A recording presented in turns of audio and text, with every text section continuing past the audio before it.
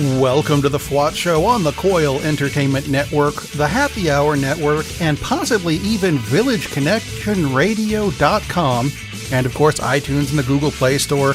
Oh hell, the show's everywhere. I'm your host, Rob Steele. That's Jesus Jones in the background, doing a phenomenal job with the theme, as always. Of course, it's a recording, but, I'm being picky, like they're going to come here. Anyway, this is that mid-Monday show that lets you know it's not just you. The world has actually lost its collective mind. And I know you're thinking, Rob, how can we believe you? What kind of credibility do you have? Well, I've got more credibility than that guy who claims to be in charge right now, El Trumpo.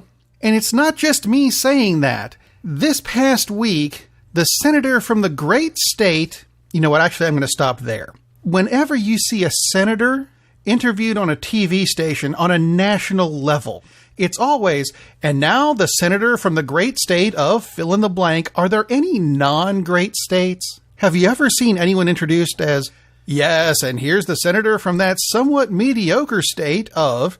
You never see that. It's always the great state. Stop that.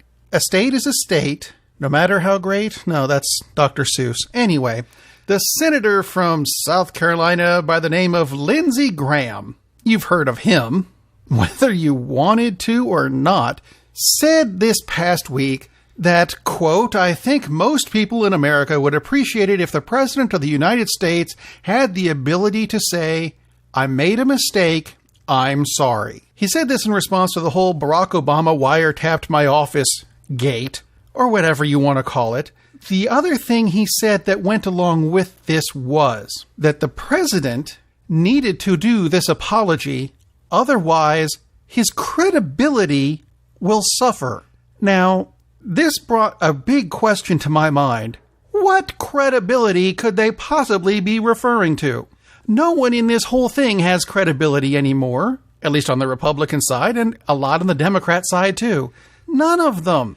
I mean, look at the thankfully failed healthcare bill that kind of imploded last week. Newt Gingrich, who, if I'm honest, I thought he was dead, but apparently not. Newt Gingrich had two tweets about 7 hours apart. The first one read, no one should be confused. Obamacare repeal, if it passes, will be Trump's triumph. He personally intervened to save the bill when it faced defeat. He tweeted that at 7:30 in the morning. At 2:30 that afternoon, he said, why would you schedule to vote on a bill that is at 17% approval? Have we forgotten everything that Reagan taught us? Credibility, you just slammed yourself. Seriously, Newt? And then there's the whole, what I'm going to call Golfgate, because if there's a catastrophe or a conspiracy or something that goes wrong, it's called something gate. Damn you, water. Anyway... The whole thing from the presidential campaign. I won't play golf, I won't play golf, I won't play golf. I've been elected, I'm going to play golf. Every frickin' weekend.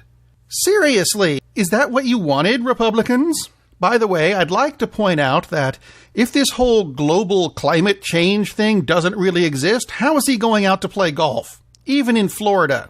Sometimes it does get cold there. Hello? And then there's Russiagate, because... that's what they call it, apparently. There are documents that showed a former Trump campaign chair by the name of Paul Manafort received at least $750,000 in illegal payments from the former Ukrainian president, Viktor... There's no vowels. You can look up his name.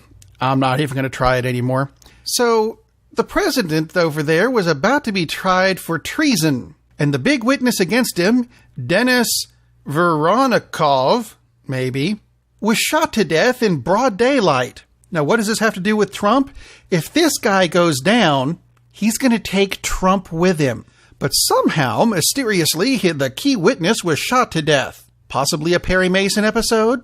Or, tonight on CNN. Not that we can expect Congress to do anything even if they find a direct link between Trump and Russia. Because, well, let's be honest, they've already found that. But even the Republicans say that Congress no longer has the credibility to independently tackle a probe of Russian meddling. Who has said this? That would be Senator John McCain. Remember him? Of course you do. Ran for president. and was responsible for letting us find out about Sarah Palin. Does he have credibility? No. And neither does the rest of Congress. Of course, I'm probably just being picky at this point. I mean, if we're honest about it, it wasn't that long ago that President Trump, God, yeah, sorry, I still throw up a little bit whenever I put those two words together. It wasn't that long ago that he was saying about Hillary Clinton, she's under investigation by the FBI, therefore she cannot govern at all. No one should be allowed to govern if they're under investigation by the FBI. Guess who's under investigation by the FBI? Donnie J. Trump. Maybe that means he shouldn't be governing either. Granted, I don't think he should have been governing in the first place. And there is one state that's doing a good job of making sure he can't do it again. And they're doing it on the basis of he hasn't released his taxes yet. This is an interesting idea. The state is New Jersey, that just passed a law that said if you're going to be on the presidential ballot, you have to release your tax returns. So if he has not released his tax returns by 2020, he's not going to be on the next ballot. 1 down, 49 to go. 6 have already said, hey, that's not a bad idea. Perhaps we should do that as well. Now, I do have to admit something. I don't want to admit this, but it seems that Donnie might have done something correct, and I'm pretty sure he did it by accident. He signed a piece of legislation this past Tuesday that is going to help NASA fund a manned mission to Mars. My question is, how soon can we get Donnie Trump and his friends off the planet? Maybe they're just trying to get home. It might explain the skin color. Orange skin, red planet seems to work for me. And I also have to admit this too. This past Sunday on MSNBC, there was a conservative political commentator named Charlie Sykes who said that Donald J. Trump did not have the worst first 100 days in office as a president. There was a president who had a worse 100 first days. That was William Henry Harrison. And the reason his was worse is that Harrison died from pneumonia about a month after taking office. Maybe that's a hint. Nah, can't be. Those are illegal. Hillary Clinton is back in the news. She said that the repeal of Obamacare bill was a victory for all Americans, but that the fight isn't over yet. I'll agree with her. And that's not the only thing she was in the news for. She was also in the news because it came out that an RNC committee paid a low-file firm started by an ex-CIA officer to make things up about Hillary during the election and leak it, I put that in bunny rabbit quotes, leak it to the press. Really? So now there's a whole new Hillary Gate. Brace yourself, more shit's on its way. In what I'm going to call really horrible terrorist news, there was a shooting in a Cincinnati, Ohio nightclub this past weekend where 16 people were shot, 1 of them were killed. Police have stated, while they do not actually have a suspect, there is no indication that the crime is an act of terror. Let's go through this a little bit. Let's start off with, you have no suspects. How do you know this? Let's add a couple things like the definition of terror, which can mean an instance or cause of intense fear or anxiety, or any period of frightful violence or bloodshed, or violence or threats of violence used for intimidation. Now, I don't know if you've been paying attention, but if someone starts opening fire in a nightclub, it's a terror thing. That doesn't necessarily mean that a terrorist, oh wait, maybe this is what they meant. What they really meant to say was, the suspect might not have ties to any Muslim organization, so he can't have been a terrorist. Maybe he was Christian, because, Christians do terrorist acts too.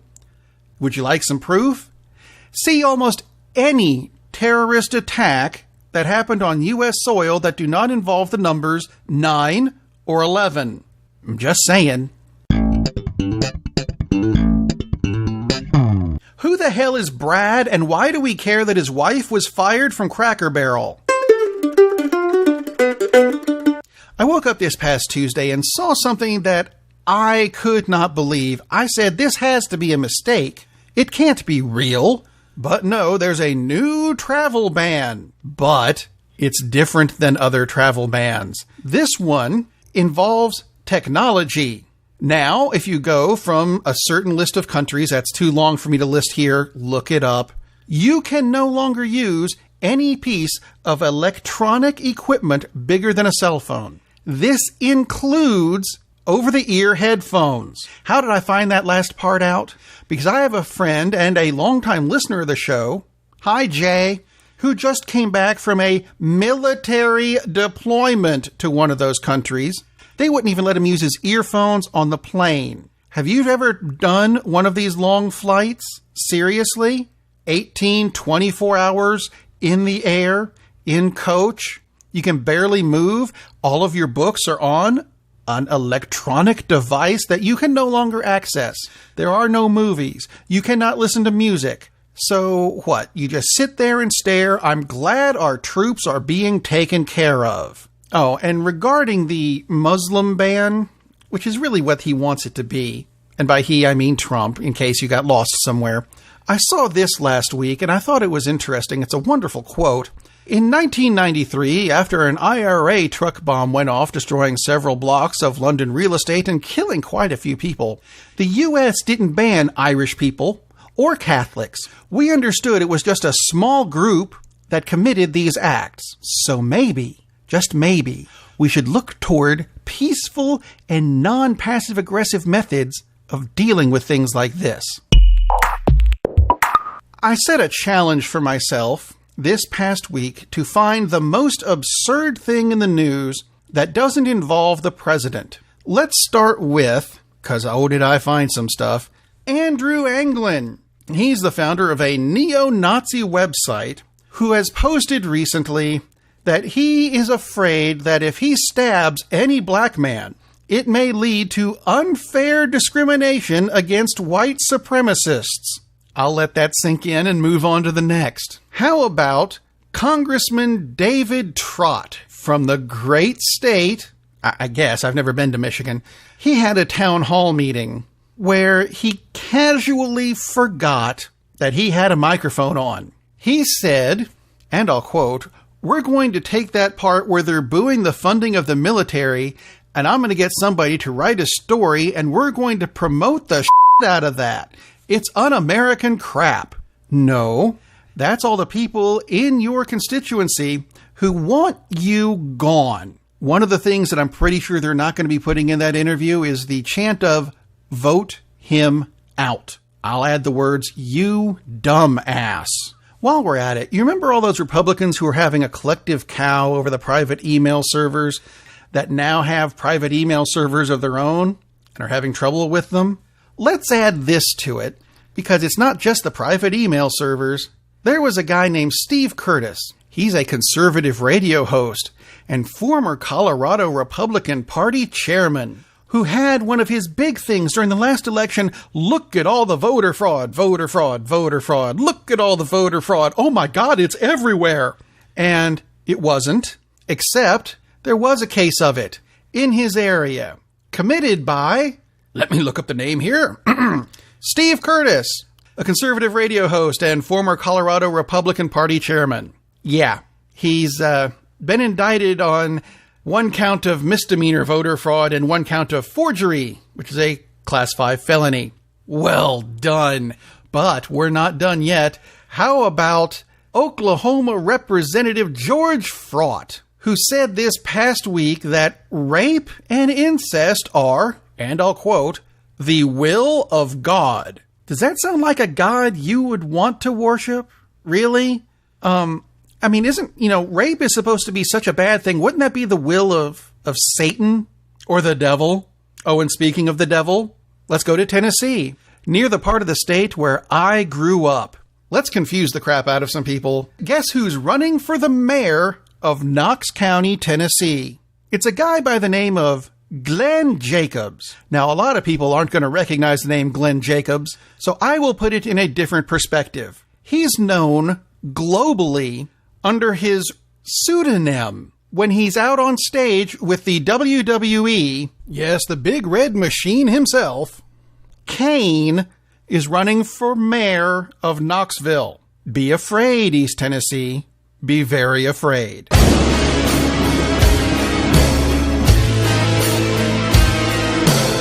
In dumb sports news, and boy is this one going to be quick, do you remember Nancy Kerrigan? The one who got her knee smashed in by Tonya Harding's boyfriend back in the Olympics in, what was that, 1492? Something like that? Yeah, she's going to be on Dancing with the Stars. Isn't that wonderful? And fellow Olympian Kristi Yamaguchi sent her a tweet that says she wants her to do really good, but she phrased it horribly. She said, "Break a leg, Nancy." I'll let you think about that as I move on to the next story. Got some bad tech news. At least it has the potential for being bad. This past week, Senate Republicans voted to kill off internet privacy. What I mean by that is, your internet service provider, whoever that is now required by law to keep track of everything you do, including your porn, and if they're subpoenaed, hand it over. So no more privacy for you at all whatsoever. In other, well, this isn't bad tech news. I just think it's annoying tech news. There's a new app, big app this week called Super Mario Run. It is a Mario game like you get on ye olde Nintendo. The problem I have with this app is, well, first off, it's a crap Mario game. I downloaded it, I tried it because it said free. I said, hey, a free Mario game, I'm in favor of that. And the controls, no, don't work very well. And it's not free. Okay, the first level is free. After that, it costs $9.99 for the rest of it. But if that first level was any indication, $9.99 is about $9.98 too much. Just letting you know, my opinion, you can have a different one. You're allowed. For now. And it's not me that's going to stop you. It'll be an Oompa Loompa with bad hair. But there is good tech news. For example, in Germany this past week, an artificial sun was created. How cool is this? It actually is just a massive 350 kilowatt array that shines a very intense beam of light to a solar panel. I don't know all the details of it. You can look it up yourself because this is going to be an entirely new show all by itself. But it produces tons of power. So I think that's a cool concept. Creating energy using an artificial sun. Without the gravity, I might add. Otherwise, things would be horrible right now. But on the news of solar power, coming next month, which is just a few days away if we're honest, Tesla, the company that builds the electronic cars, is also going to be taking orders for their new roof shingles, which are going to be cheaper than normal shingles, except they're all going to be solar panels. That's right, affordable solar power for your house. While we're on the subject of energy, there is going to be a new Android operating system coming out soon. Right now it's called O, because no one can come up with a name for it. At least that's their excuse, and they're sticking to it. They have, however, improved the battery life of any Android system running this operating system. So your phone is going to last longer. That's cool, isn't it? And now for a bit of news that I've never done before. This is AntiTech news, I guess. It's kind of historic. Earlier last week, a document was released showing the earliest known depiction of a witch flying on a broomstick. Now, witches come from pagan religions which predate every other religion. They just do. It's a historical fact. However, the first depiction of a witch riding a broom doesn't come out until 1451 AD, which is a long, long time after pagans started existing. Just thought I'd throw that out. I have consulted with a few pagan people that I happen to know, who are some of the grooviest, nicest people I've ever met, and I asked them, what exactly do you use brooms for? And the answer I got was astonishing. Why, Rob, we use brooms for sweeping.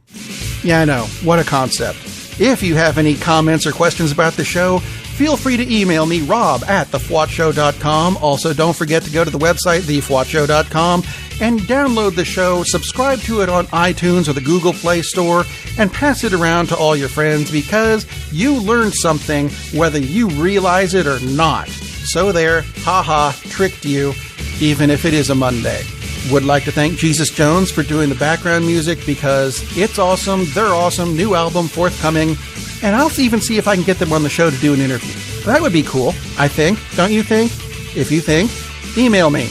Let me know. Until then, be safe out there because the rest of the world seems to have lost its damn mind.